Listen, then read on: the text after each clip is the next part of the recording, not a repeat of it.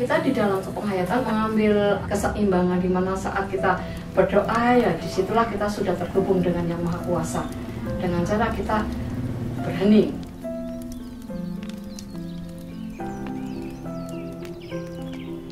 Seorang perempuan itu adalah yang pertama kali mendidik putra-putrinya. Jadi kami sadar bagaimana pola didik kami sebagai seorang penghayat terhadap putra-putrinya. Karena kami punya keyakinan, bila ingin mengenal Tuhan, maka kenali dulu dirimu. Yang sebenarnya kalau mau dianggap hambatan adalah saat pelajaran di sekolah. Kita sebagai seorang penghayat tentu saja ajarannya berbeda dengan agama-agama yang ada di Indonesia. Namun karena waktu itu yang terlayani hanya agama-agama yang ada, sehingga anak kita pun harus mengikuti. Nah, contohnya saja kita di rumah kan tidak menjalankan agama yang seperti diajarkan di sekolah. Nah, sementara di sekolah harus melakukan itu. Selain itu pernah istirahat, buku aku dicoret-coret sama temen-temen, tasnya dilempar-lempar, sepatunya diumpetin, kadang sampai ada yang dorong-dorong. Pernah pas lagi itu teman-teman sekelas ngerjain aku, ya ngelempar itu jilbab digantungin ke jendela. Guru lihat tapi gurunya biasa aja, nggak dilaporin, nggak dihukum anaknya. Temen-temen pilih-pilih temen, nggak pernah ada yang deket-deket sama aku, nggak pernah ajak main, nggak pernah ajak pergi jajan bareng. Pernah sampai ibu ke sekolah datengin gurunya, katanya gurunya iya katanya anaknya kalau dihukum, tapi sampai sekarang nggak dihukum-hukum.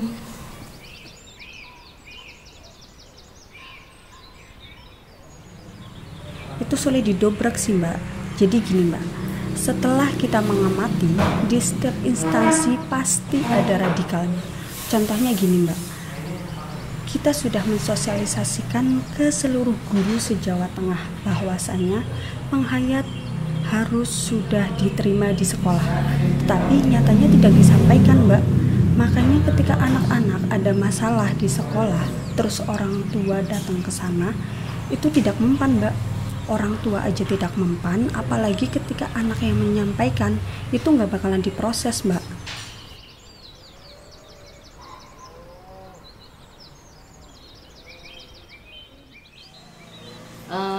Keinginan kami dan harapan kami adalah semoga penghayat kepercayaan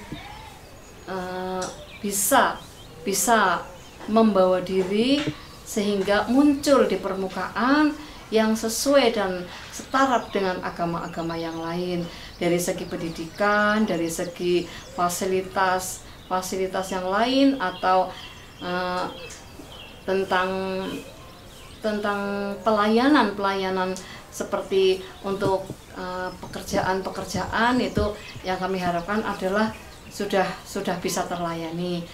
Harapan itu adalah untuk masyarakat umum bahwa kami sama-sama meyakini ketuhanan kok. Jadi jangan menganggap kami adalah tidak berketuhanan. Dan itu bagi selain agama ya, selain agama kami, bahwa kami juga ajaran kami adalah penuh cinta kasih. Terus untuk ke dalam, untuk warga penghayat sendiri adalah marilah kita sama-sama mensukseskan rencana pemerintah, bahwa pemerintah sudah menjamin fasilitas dan menjamin hak-hak para penghayat, maka gunakanlah hak itu sebaik mungkin sesuai dengan haknya.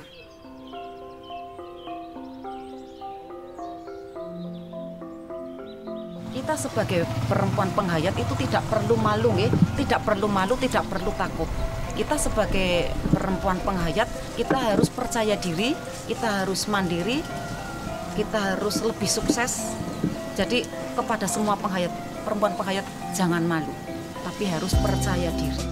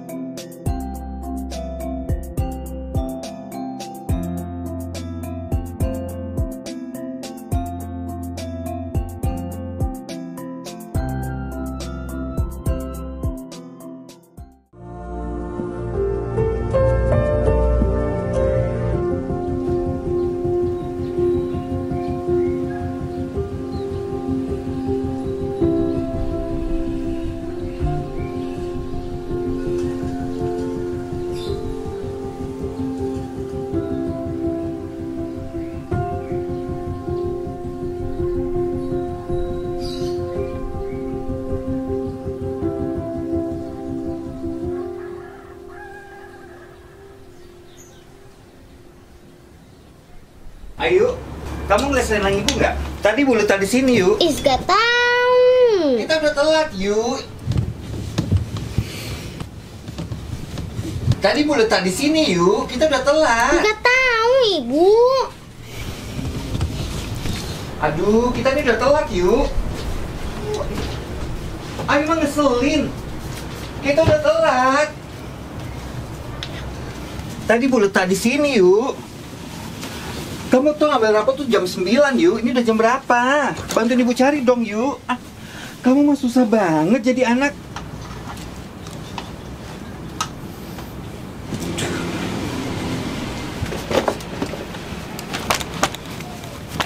Gimana ya?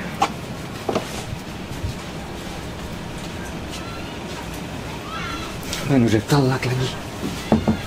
Udah yuk Bu, udah jam segini. Aku pilih baju aja lah. Ayo ngalah selendang Ibu. Ayo Bu, cepetan keburu siang. Udah nggak usah pakai kerudungan lah, tuh cakep, bagus tuh. Pakai kerudungan ribet lah, gila. Udah lah, pakai baju ini aja, nggak usah pakai kerudungan, ribet banget tuh, cakep, bagus. Pakai kerudungan.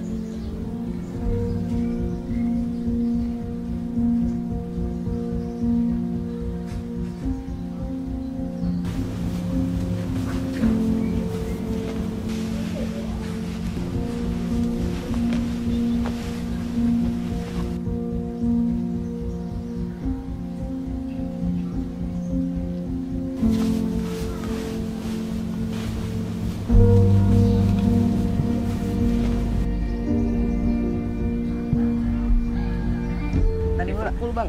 Oh iya. Kakak. Aneh zaman sekarang. Aduh. Aneh. Ih, udah bencong pakai kerudung lagi. Kocak ya. Aneh zaman sekarang. Bencong sih pakai kerudung. Iya. Aneh. Jadi ledekin gila.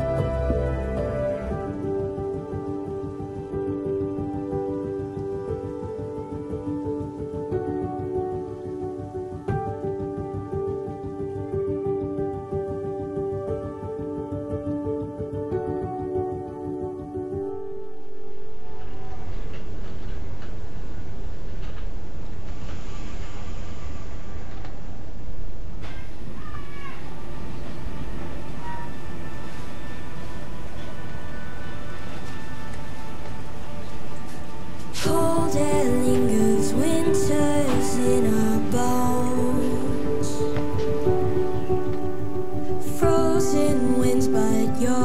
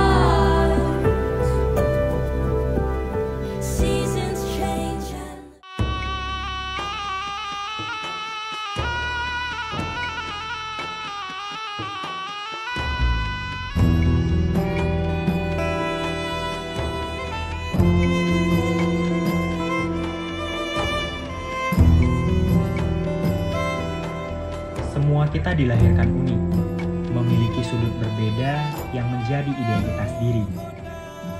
Namaku Bayu, pemuda biasa yang tinggal dan bekerja di kota ini. Banda Aceh, sebuah kota pusaka peninggalan leluhur, seram di Mekah menjadi semboyan khas, mendobrak kebiasaan yang dipahami negeri ini, bahwa kekhususan yang dimiliki adalah identitas resmi. Dari sini aku mulai jejakku, menelusuri kota hingga ruang-ruang sendu, melihat mudanya apakah pilu, meratapi dinding, pemisah gelap gulita penuh malu. Satu lagi mungkin sering keluarkan, di sini juga buka adalah bagian dari kolaborasi. Bukan perkara mudah, jangankan hidup menjadi mereka, mengetahui keberadaannya saja sudah sulit. Norma menjadi pengukur apa dan siapa yang pantas. Mereka yang berbeda tentu akan terasingkan dan dibiarkan. Kalau secara ini kan disabilitas perempuan itu mengalami diskriminasi berganda atau berlapis. Sudah dia perempuan, dia juga disabilitas, sehingga pengakuan orang terhadap dia itu jadi semakin, sudah dia perempuan tidak dipercaya, ditambah dengan disabilitasnya dia, semakin orang semakin tidak percaya. Kita sangat minor ya, udah dari segi agama, terus dari segi budaya juga suku gitu ya, sangat minor gitu kan. Jadi kayak mereka pakai bahasa, kan di sini mayoritas, kamu harusnya ngikutin. Terus aku bilang gini, lah menghormati itu kan beda-beda ya.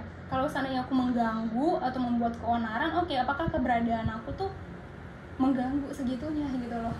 Jatuhnya membatasi diri, aku nggak bisa bebas berekspresi kayak gitu. Kamu makanya kalau tinggal di sini, kalau jadi laki-laki itu laki-laki aja, kalau jadi perempuan aja. Makanya jadi laki-laki itu jangan jadi perempuan gitu. Hiduplah sesuai dengan norma dan agama.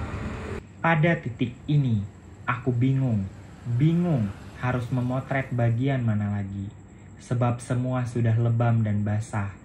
Jangankan berbagi kisah, baru kami bertegur sapa, mereka malah lari dengan wajah memerah. Lensa sudah membidik banyak sudut dan cerita. Bagian yang hilang tinggal nama. Sebab keamanan mereka lebih penting dari sekedar suara dan iba. Aku yakin kalau misalnya ada peluang kerja untuk transpuan juga mau kok bekerja di kantor, bekerja dimanapun gitu. Tapi ya dari segi ekspresi aja, dari segi orientasi juga berbeda gitu. Yang mungkin masyarakat juga masih berpandangan negatif terhadap transpuannya. Karena aku rasa gini, orang itu tidak paham kita karena kita nggak kasih pembelajaran ke dia gitu. Tapi nanti gara-gara dia memang nggak suka sama kita, dia bicara sama orang lain seperti ini, wah dia itu buat ini. Jadi akan muncul stigma dan diskriminasi yang baru sama orang yang lain gitu. Aku nggak akan pernah bisa menghapus stigma di dunia, tapi aku cuma bisa mengurangi.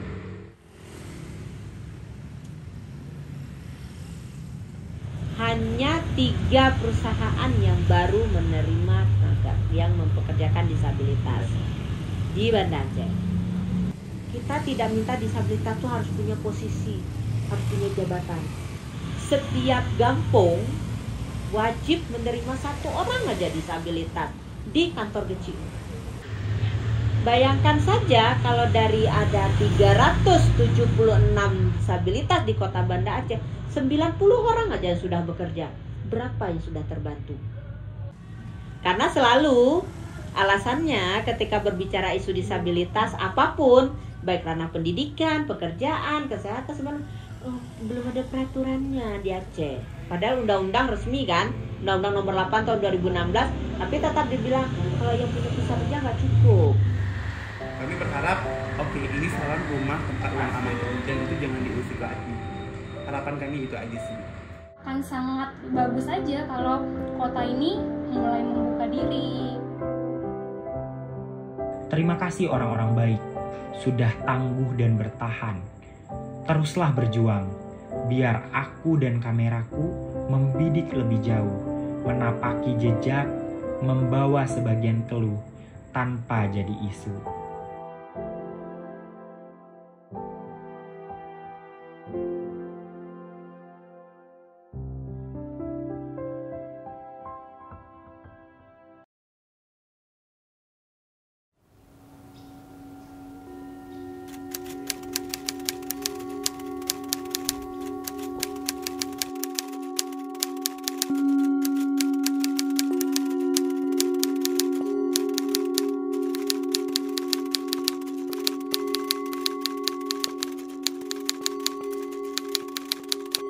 Kalau kita search di Google kata war, yang keluar banyak informasi berita kejadian nyata. Terus kalau kita search kata peace, yang keluar malah cuma beberapa judul lagu. Dari situ aja terbukti narasi tentang perdamaian itu terbatas.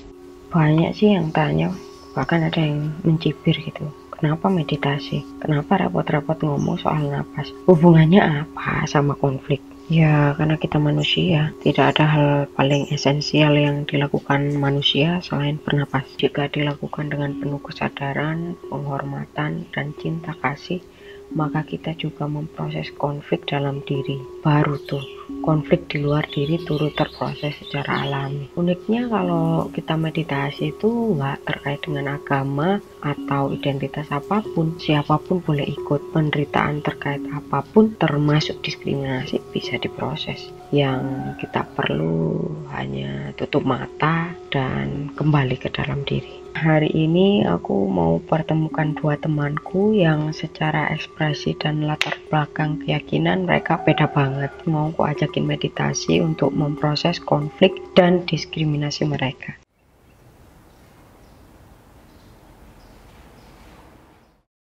Yakin nih mau meditasi bareng sama orang yang latar belakangnya beda banget sama kamu?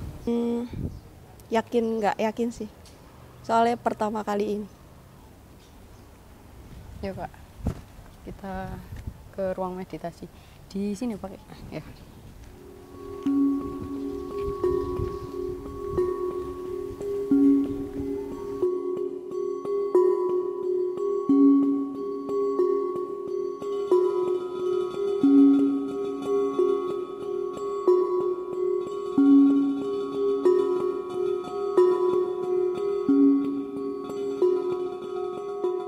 Kalian dua-duanya emang belum saling tahu siapa dan tentu aja belum saling kenal latar belakang satu sama lain. Kita langsung mulai aja meditasinya karena mata sudah tertutup dua-duanya, maka kita akan langsung berproses. Tarik nafas, hembuskan perlahan.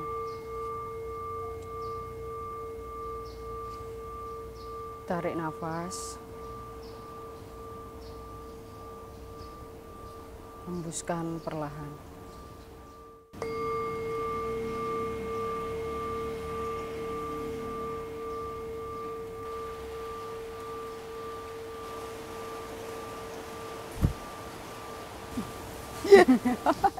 Gimana? Kaget pertama kali dibuka? Kaget banget soalnya ternyata orang yang aku kenal tapi baru pertama kali lihat jauh gini. Bener-bener pertama kali. Karena aku drag queen, jadi aku berdandan, aku pakai kostum, pakai wig kayak gini tuh ketika ada pentas, ada show kayak gitu. Kalau sehari-harinya sih enggak.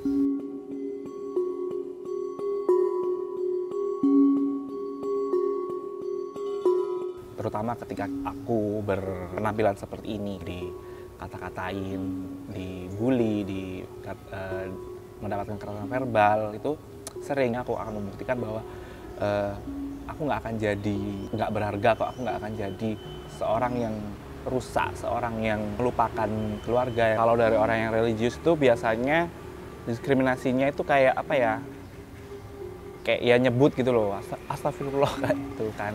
Ketika pertama kali dibuka nih tadi penutup matanya, apa yang terlintas? Memang dari awal sudah dibilangin kalau akan mempertemukan dua orang yang berbeda.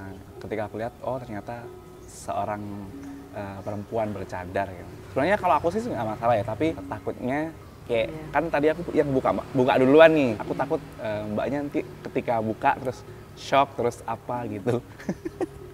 Sepulang umroh itu pakai cadar, terus waktu ngantar abah ngaji pakai cadar untuk pertama kalinya, abah biasa aja. Malah ibu yang bilang, ngapain sih kok pakai cadar, ngapain sih? Nanti malah dikira orang-orang itu teroris lah, apalah.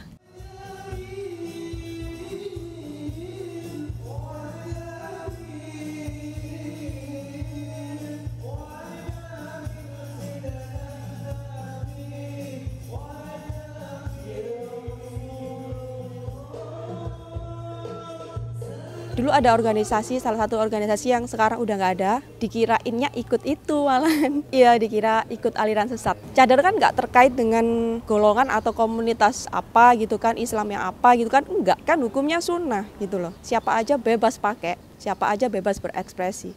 Bukan masalah bercadarnya atau dandannya. Konteksnya itu apakah dia melakukan hal yang membahayakan untuk orang lain atau enggak gitu ya. Ya takutnya kan dibully, dilempar batu, siapa tahu kan. Kalau orang yang bercadar itu kriminal enggak? Ya enggak dong. Enggak dong.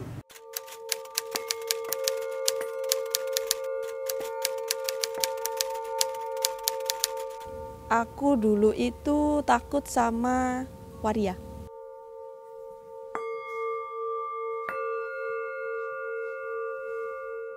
Selalu apa yang aku takutkan tadi waria gitu kan, nggak selalu begitu ya.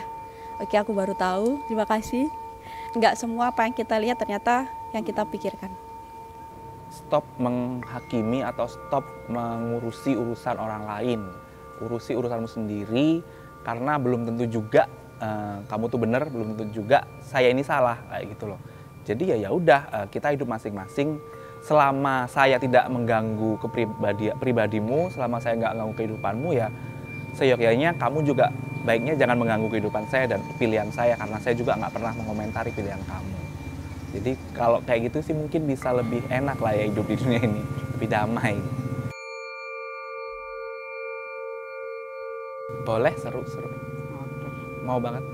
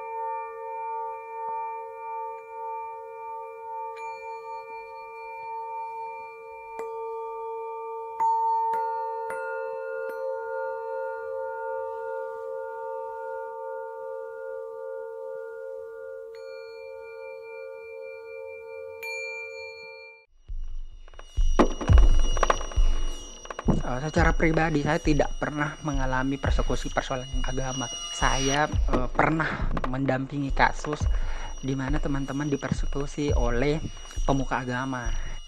Sekitar jam 11.30 saya didatangi oleh beberapa warga bersama aparat, sekitar 20-an lah, memeriksa KTP saya, identitas saya, membongkar-bongkar semua isi lemari apa segala macam. Nah, saya tanya kenapa, mereka bilang kalau saya nggak boleh tinggal sesama, mereka nggak suka katanya.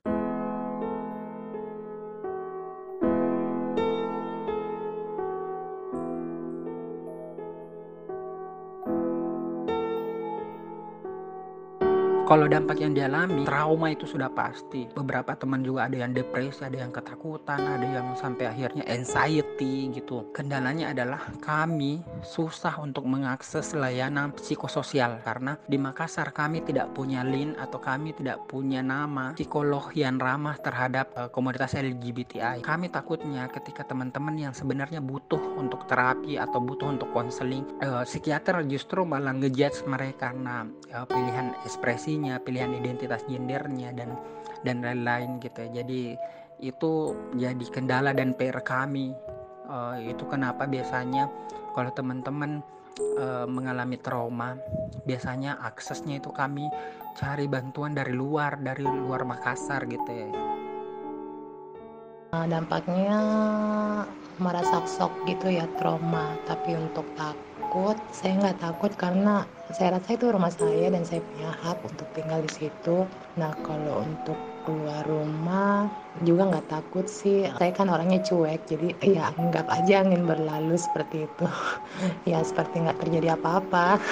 Mau dendam juga enggak kan gitu, nggak usah diambil hati, terus lakukan yang yang terbaik deh. Walaupun orang-orang membenci kita, tapi kita tetap tersenyum kepada mereka, tunjukkan bahwa kalau kita itu memang layak.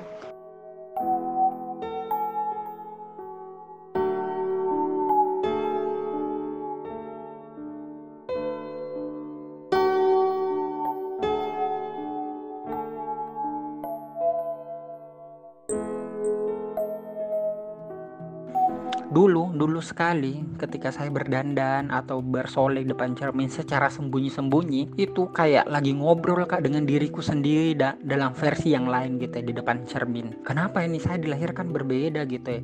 Saya dilahirkan dengan penis, tapi jiwa dan perasaan saya itu beda Ki, tidak seperti laki-laki pada umumnya. Kadang juga kayak merasa kayak tidak adil sekali nih Tuhan gitu ya. Nah, ciptakan Kak hanya untuk jadi bahan cemoan, hanya untuk jadi bahan tertawaan. Karena satu sisi ada sisi femininku dalam diriku, di sisi lain saya terlahir dengan konstruksi sosial yang bahwa saya laki-laki nih, berarti harus Kak seperti ini, tidak boleh Kak bermakeup. Seiring berjalan waktu, cari tahu Kak tentang diriku, ku pelajari apa sih sebenarnya diriku, apa sih sebenarnya perbedaan ini. Sampai akhirnya saat ini ketika bercermin Kak, itu caraku mengekspresikan diriku gitu. Terus ketika berdandan Kak, ku pikir pada dasarnya memang saya tipe orang yang suka bersih, suka cantik, suka keindahan. Makanya pada saat berdandan Kak, kayak ada rasa bahagia. Ini salah satu bentuk citra tubuhku gitu ya, bahwa tidak masalah ketika kau terlahir laki-laki, kalau kau suka bermakeup silahkan, it's okay. Itu tubuhmu, apapun yang kamu akan lakukan sama tubuhmu itu adalah otoritasmu. Terus tidak ada satu orang pun yang berhak mengatur-atur terkait bagaimana ketubuhanmu, bagaimana kamu mau memperlakukan tubuhmu, entah itu berdandan, entah itu bersolek, entah itu berlistip gitu ya. Karena bermakeup dan bercermin itu bukan bagian dari tindakan kriminal. Kalau saya sendiri ya, ketika saya bercermin itu seperti biasa aja sih, melihat siapa saya, melihat jati diri saya yang sebenarnya. Dan kalau saya melihatnya, saya nggak ada rasa penyesalan, justru saya bangga jadi diri saya. Nah, inilah saya sebenarnya gitu, nggak ada rasa penyesalan sih.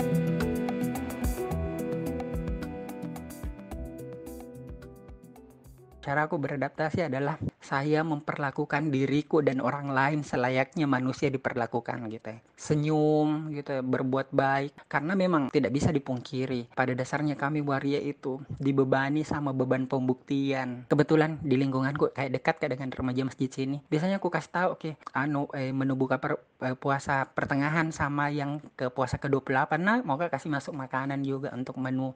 Kayak begitu cara aku beradaptasi atau ikut Kak terlibat. Biasanya ibu-ibu di sini gotong royong bersihkan apa, ikut Kak terlibat di dalam situ. Atau biasa arisan ibu-ibu, walaupun notabene saya terlahir laki-laki gitu, karena aku pikir suara ibu-ibu biasanya lebih sering banget didengar, ada jargon, the power of mama, dan itu kugunakan gitu ya. Cara aku beradaptasi, harus ku dekatin ibu-ibu. Atau kalau dulu itu ku cari siapa yang pegang kawasan ini, maksudnya siapa orang hebatnya di sini, dan ku dekati secara personal gitu ya.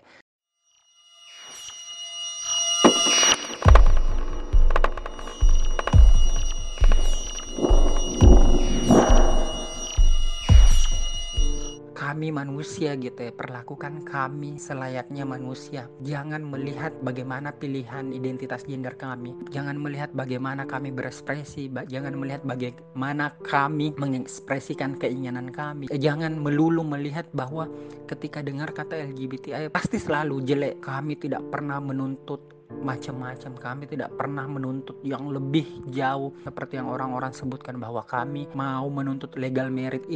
Itu bukan sama sekali. Kami cuma fokus pada pemenuhan hak-hak kami. Ketika kami mengakses layanan publik, kami diperlakukan selayaknya manusia. Jangan lihat kami berdasarkan siapa Tuhan kami, dari mana agama kami. Lihat kami karena menurutku Tuhan itu satu gitu ya. Kalau kalian tidak bisa memberikan kasih dan sayang kepada kita, setidaknya jangan bebani kami dengan rasa kebencian. Jangan kemudian rasa benci itu, rasa tidak suka itu kemudian kau lampiaskan ke kami gitu ya, dengan perbuatan yang menurutku melanggar sekali. Kami dipersekusi, kami dimarginalkan, kami dimiskinkan gitu. Perlakukanlah kami selayaknya kalian mau diperlakukan gitu. Kami juga tidak menuntut diperlakukan secara eksklusif. Kami cuman mau berbaur, kami mau diperlakukan secara inklusif gitu ya.